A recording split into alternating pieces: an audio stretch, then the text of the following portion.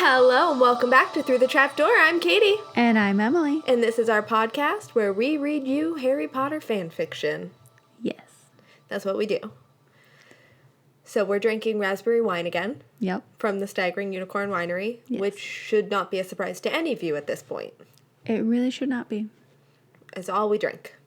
Basically, yeah. That and blackberry. Well, I meant just Staggering Unicorn. Oh, yeah, that too. I mean, but yes, raspberry, blackberry, blueberry, basil.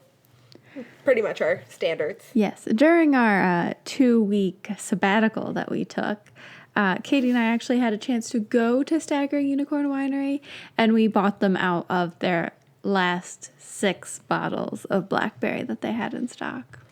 Technically, we bought them out of the last 5. We drank one of them while we were there. Yes. We're like, oh, let's just crack this. Yes. We offered to share, though, to be fair. Yeah, but they didn't want to share with us. Nope. So we just drank the whole thing. Yep, it's fine. It's fine. Yep. So, here is another week of fun little stories for you. We found a bunch of really short ones, so we're each going to try to read 2. We're going to see how this goes. Because we're also just recording right after we were hot damn messes. So we'll see what happens. Yes. No promises. Yeah, no, I'm not going to promise you anything. What is your first story? So this first story is called Muggle Studies. Okay. And this will be a surprise to all. It is a Marauders era. It's not a Hermione? No. I don't know what to do with my hands. All right, so I decided to do a character-specific search for one of my other favorite characters, Sirius Black. That was going to be my immediate guess of who we were searching for. So, here we go. Let's do this.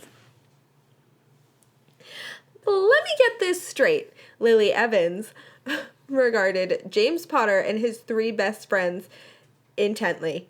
Your vacation homework for Muggle Studies is to go out and about and just do Muggle things, and then you have to write a report. The 4 boys nodded in unison. What kind of things? She asked, just knowing she was going to regret it. Well, we thought we could do fun stuff, James shrugged. Like going to a feetball match, Peter suggested doubtfully. Football? I'm assuming, yes. Oh, we must hold Okay. for the story. She does sorry. Correct. He had just wanted to take divination, but James had prevailed. Poor Peter just wanted to take divination. He's his own person. He could have just taken divination. Peter's not his own person. I know. It's football, Lily corrected with a sigh. And what do you need me for? Well, we were hoping you could give us some ideas. Sirius gave her his best smile. I mean, your parents being muggles and all. He couldn't believe Prongs had talked him into this.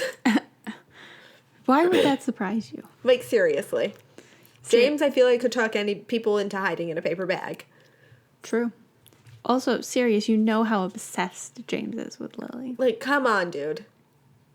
And because James, Remus, who was finding his friend's crush on the redhead funny, began, James hastily wrapped his arms around his smaller friend's shoulders and put his hand in front of Remus's mouth.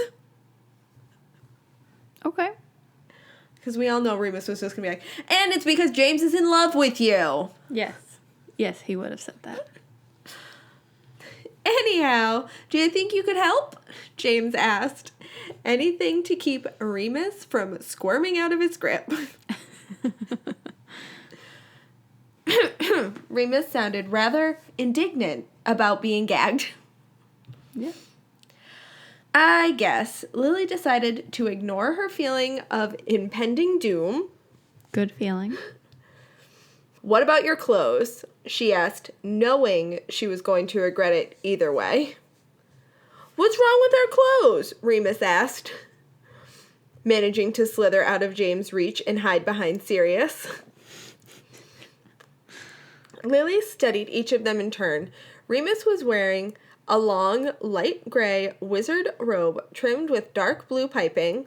Peter had on a pair of pants that looked suspiciously like they were army surplus, and his shirt that would have suited his mother much better.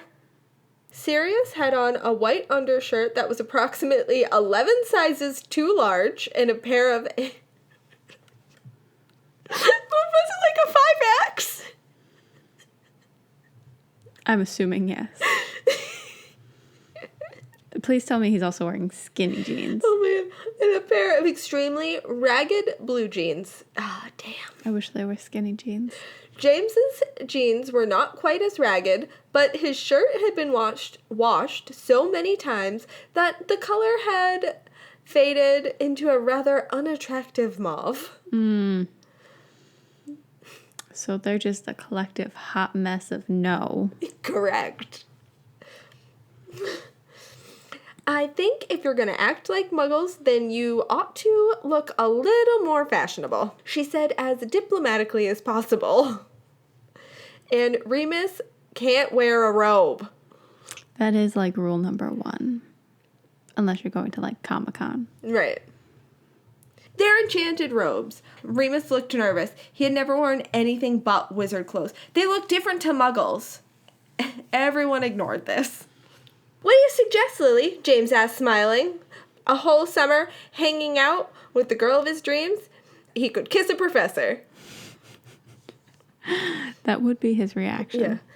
Just a couple pair of pants and some t-shirts. Lily smiled back at James.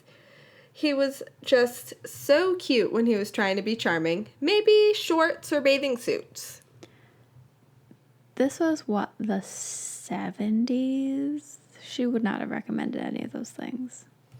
70s? Yeah. Bell-bottom jeans and t-shirts. Have you ever watched an episode of that 70s show? She's going to make them all look like Hyde.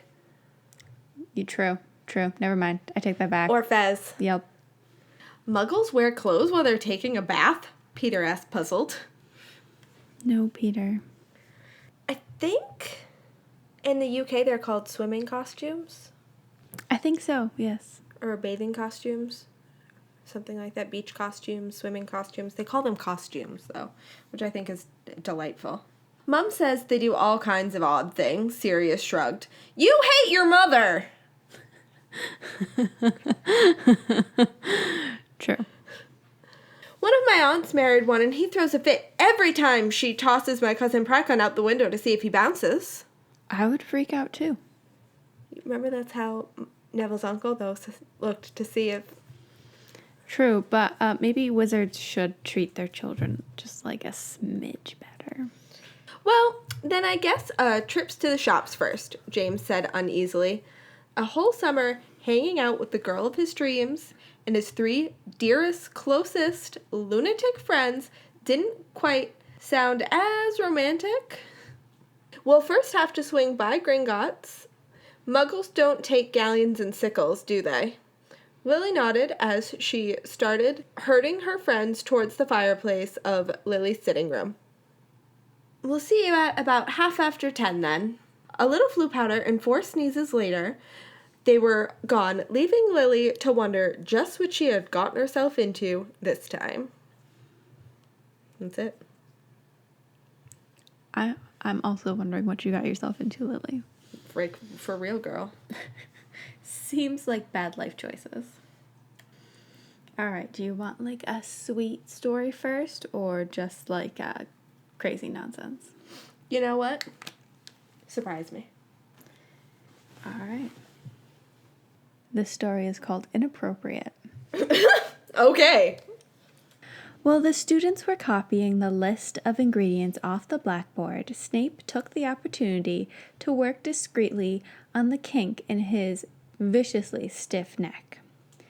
After producing a loud pop he'd hoped wasn't audible to the first row, his eyes returned to the students. An irritation seized him as he saw Lovegood's hand was in the air. He ignored her for as long as reasonably possible, hoping that she would take a hint, but she had all the patience that Granger did. Even though she was not above clearing her throat a few times, as though she were saying, "We'll continue this polite fiction that you haven't noticed me if it makes you feel better." He seethed. Finally, the pain in his neck ate away the last of his tolerance for the battle of the wills, and he stood. "Miss Lovegood," he said as menacingly as he could. She put her hand down with a wispy smile. "I just read the ingredient list, and I thought you ought to know," she said, "that numerous studies have linked exposure to monkfish scales with infertility. The ministry has had the studies suppressed under the pressure from the pharmaceutical potions lobby, but my father says that's quite enough, Miss Lovegood." Snape cut in sharply, dismayed to find himself blushing a bit. Words like infertility often had that absurd effect on him. Infertility? Calm down. No, that's not that crazy. That is not scandalous. Not a scandalous word. It was only fair, therefore, he returned the favor with public humiliation. "You'll forgive me," he added with affected amusement, "if I didn't find the threat of the end of your family line to be cause for immediate alarm." Damn. A volley of titters ran around the room as Lovegood's dull-witted classmates caught up with him. Good Lord, Ravenclaws were such little jackals. Even Slytherins recognized the purely strategic value in presenting a united front. Lovegood didn't even seem to notice. She just sat there staring at him with those huge, saucer-lid eyes and that stupid smile. Was that pity she was looking at him with? Probably. "I think that you should at least be concerned about yourself," she said. "If you ever decide to have children, that's enough." Snape sputtered. He was blushing all the way up to his hairline. Instead of titters, an awed hush had settled over the room. There was no way out of this. No scathing response was adequate to divert attention away from his reproductive whatever once it had been drawn there. "There is to be no mention of my private life," he cringed, "in this or any classroom under pain of indefinite detention. Is that clear?" Pathetic. Yes, that was right, Severus. Show them just how much you care. That'll shut the little bastards right down. Lovegood nodded her comprehension and fell silent. Thank God. Once class was over, the students were filing out, an unusual and irksome amount of quiet laughter fluttering between their bent heads. Snape felt a presence behind him that was not moving towards the door along with everyone else. He turned slowly. Lovegood said, "I didn't think it was funny." He made to sneer, then stopped. "Didn't think what, precisely, was funny, Miss Lovegood?" "That you might have a private life, sir." "Don't give her detention," his mind cried out as he fixed her with his iciest glare he could summon. "That will tell her she won." "Get out!" he hissed, and she fled. Snape breathed a sigh of relief. Freaking love Luna. That you have a private life. Savage. She's savage. She really is. Oh my good God, I love her. I'm like on a Luna kick today. Sorry. I don't apologize. All right. Your ears ready? They are very ready. So this is Fred and George, but it's just Fred and George. Okay. Nothing else. All right, let's do this. What are Marauders? That's the story title. They are your idols. After only a few precious weeks at Hogwarts, they'd found themselves in trouble. Just as their mother had predicted, Fred and George had attempted to find one of the many secret passages Hogwarts had to offer. Unfortunately, Filch the caretaker had thwarted their attempt, and so they sat in his office waiting for him to come back with their punishment. Perhaps some dirty cauldrons or something? "Oi, Fred," George said. "Yes, George," Fred replied. They're the only people there. "What do you suppose is in there?" George said, gesturing to a large set of Chester drawers. Things Filch has confiscated. Yes. "Well, I'm not sure, but it seems rather interesting, and it would be irresponsible as a Hogwarts student to leave it uninvestigated." True. Very true. Fred asked, smile growing on his face. "Too right," George nodded, and then stood up and opened one of the drawers to find it full of paper. Rather boring, with only bits of banded literature, but one thing was rather unique. "This is blank," Fred said. "But it's in here," Dun, dun, dun. George mentioned. Then they jumped as they heard footsteps of Filch coming back. Fred stuffed it up his shirt and closed the drawer. They went back to their seats, acting like clueless goody firsties. Hours later, they were released from serving detention, and Fred took out the blank sheet. "I think I heard Bill use this spell before. Humum Revelio." Close enough. "It's great. It's good enough. I know Revelio is right." And tapped his wand on the blank sheet of paper. The map revealed ink slowly, as if waking up from a long nap. "Messrs. Padfoot would like to inform you that nonsense is not accepted," George read. and laughed, pulling Fred along into a more secluded enclave. "Do you think writing on it would help?" Fred suggested, and George took out a quill and ink bottle, and Fred dipped it in and let one drop fall on the page. The paper rippled, sucking in the ink. "Dear Master Padfoot, my brother and I would like to know the purpose of this paper," George said aloud as Fred wrote it out. "Fred and George, sweet baby angels.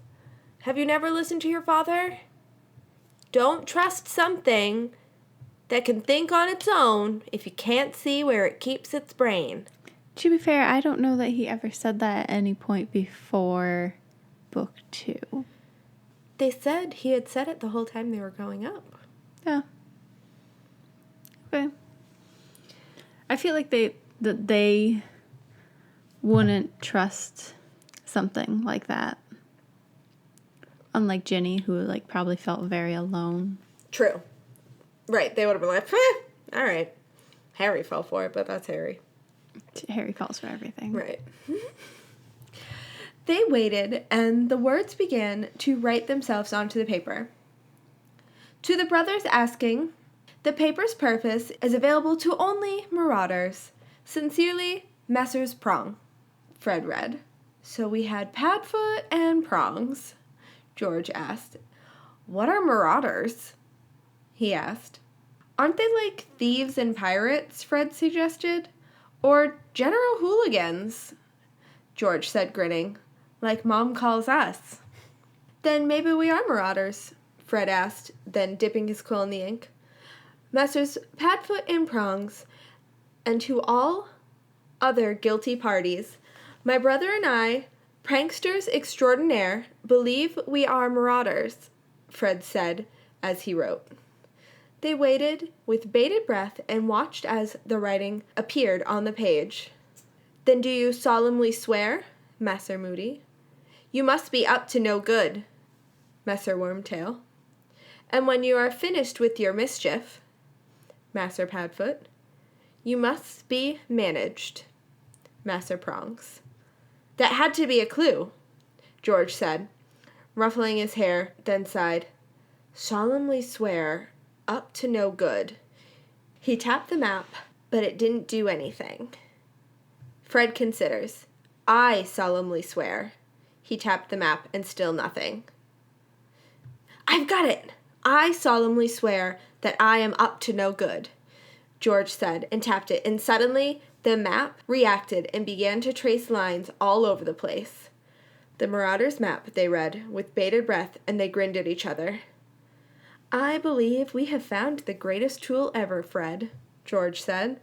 I quite agree with you there, George. And now I can guess to seal it up, it goes a little something like, mischief managed, they said together. Then That was adorable. Finn. I love that. That was so cute. That was so cute. I love it. I like that somebody came up with a creative little way for how they figured out how to get the map to work. I don't love that they were talking to the map, but it's okay. It's okay. Yeah, but honestly, I still kind of feel like it's probably close to what actually happened. It's probably what they actually had to do. Yeah. So I don't know how else they would have figured it out. All right, are you ready? I'm ready. This one is called lipstick paint. Okay. I don't know why. All right. That's even better. Luna, what is this red butterbeer cap? It's not from Hogsmeade, is it? Neville helped clip the necklace back around Luna's neck. Luna turned her bright blue eyes on him. Once, Neville might have blushed under her gaze, but he was getting much better.